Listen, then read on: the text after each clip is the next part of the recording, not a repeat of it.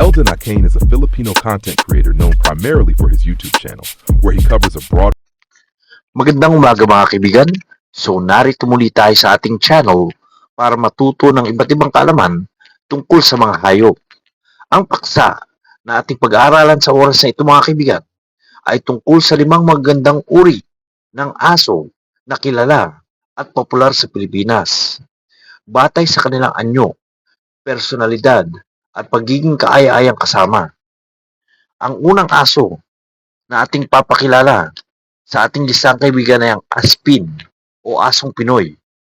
Bakit nga ba maganda ang pag-alaga ng asong Pinoy? Natural itong matalino, matapat, at may iba't ibang kulay at hugis. Mayroon itong kakaibang kombinasyon ng balahibo. Matibay ang katawan nito kaibigan at madaling alagaan sa klima ng Pilipinas. Ang ikalawang aso sa ating lisang kaibigan ay ang Shih Tzu. Bakit maganda ang asong ito? Mahabang mga balahibo at bilugang mata at laging parang nakangiti ang asong ito. Mabait at mapagmahal, kaya paborito ito ng mga pamilya.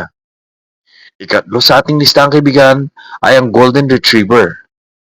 Bakit nga ba maganda ang asong ito?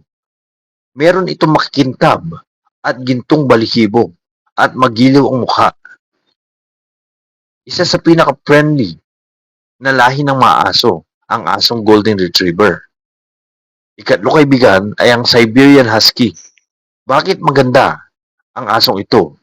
Mapang-akit ang mga asul o halong kulay ng mga mata ng asong ito.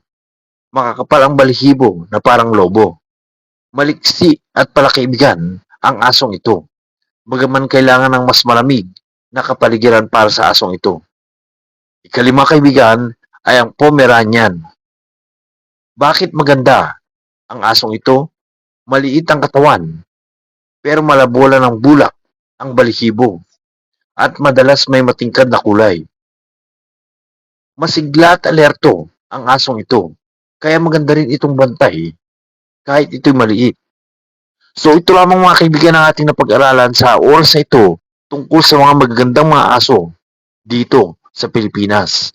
Sana ay nagustuhan nyo ang ating video at kung gusto nyo pa ng ganitong mga videos tungkol sa kaalaman sa hayop, don't forget to click the subscribe button at yung notification bell sa baba ng ating video para lagi kayong updated sa aking mga latest uploads sa aking channel.